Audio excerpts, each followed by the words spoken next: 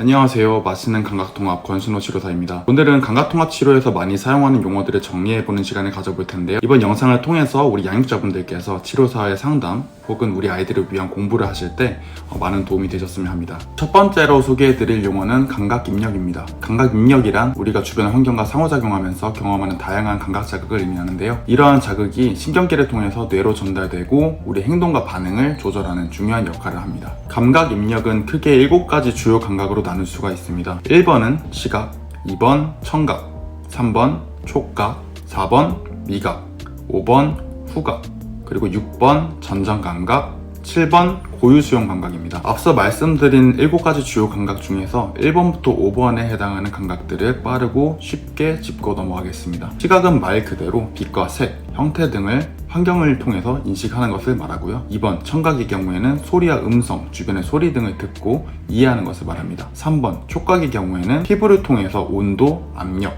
질감, 통증을 느끼는 것을 말하는 거고요. 미각의 경우에는 음식의 맛을 감지하는 것을 말합니다. 5번 후각의 경우에는 공기 중의 냄새를 감지하는 것을 의미합니다. 1번부터 5번에 해당하는 감각은 대략적으로 양육자분들께서 알고 계신 감각이기 때문에 설명이 따로 필요한 적은 많지 않았으나 6번, 7번에 해당하는 전정감각과 고유감각의 경우에는 말이 좀 많이 어렵죠. 그래서 제가 설명을 많이 드리는 부분인데요.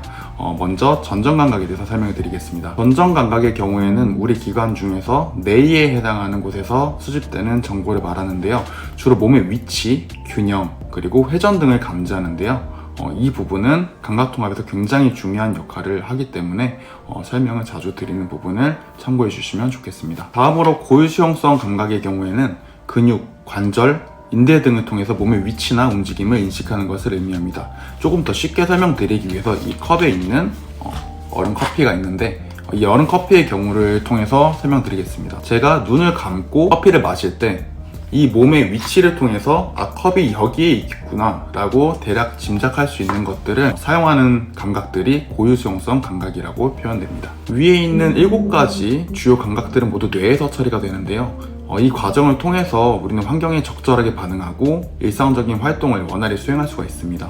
감각통합은 여러 감각 자극을 적절하게 결합하고 해석해서 우리 아이들이 일상생활에서 요구되는 행동을 잘 수행할 수 있도록 돕는 과정입니다. 감각 입력이 제대로 처리되지 않거나 통합되지 않으면 감각통합 장애가 발생할 수도 있고 이는 행동적인 어려움이나 학습, 사회적 상호작용에서 문제를 일으킬 수도 있습니다. 다음으로 설명드릴 개념은 감각 등록입니다. 감각 등록은 감각통합 이론에서 굉장히 중요한 개념인데요. 이는 외부에서 오는 감각 자극을 우리 몸의 신체 시스템이 받아들이고 인식하는 과정을 의미합니다. 쉽게 말해서 감각 등록 과정을 통해서 감각 자극이 신경계로 전달이 되고 뇌에서 처리되기 전에 자극을 받아들이고 그 자극을 신경계에서 인지할 수 있도록 준비하는 과정을 말합니다. 감각 등록의 과정은 크게 3가지로 분류가 되는데요.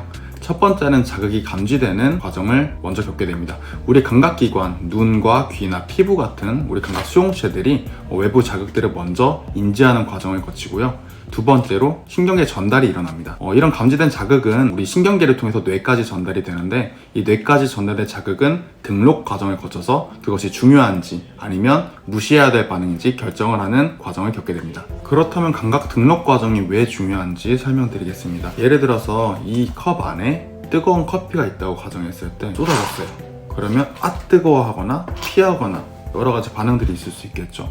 하지만 이게 피부계에서 인식이 제대로 되지 않고 우리 신경계를 거쳐서 뇌에서 제대로 해석되지 않아서 다른 반응으로 이어질 수 없다면은 적절한 반응이 나오기 어렵겠죠. 따라서 감각 등록은 감각통합에서 가장 중요한 첫 단계에 위치해 있고 이러한 과정을 통해서 올바르게 외부 자극을 해석하고 받아들이는 역할을 수행합니다. 다음으로 설명드릴 개념은 뉴로플라스티시티, 신경가소성입니다. 신경가소성의 경우에는 이제 뇌와 신경계가 경험에 따라서 변화하고 적응하는 능력을 말하는데요.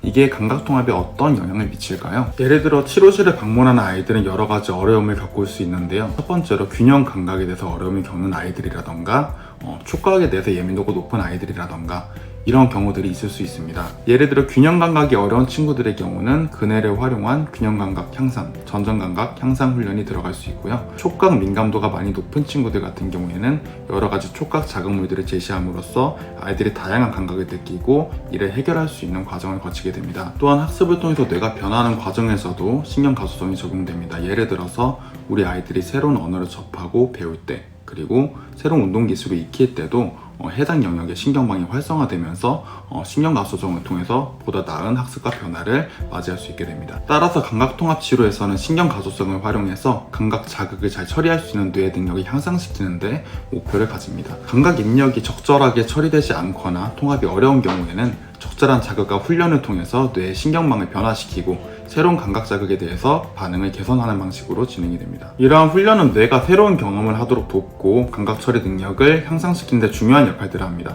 신경 가소성 덕분에 감각 처리 능력이나 행동이 점진적으로 개선될 수 있고 특히 감각 통합에 어려움을 겪는 아이들에게는 중요한 치료적 효과를 가져올 수 있습니다. 다음으로 설명드릴 개념은 감각 처리입니다. 감각 처리는 우리 몸이 외부 자극을 받아들이고 이를 해석하는 과정입니다.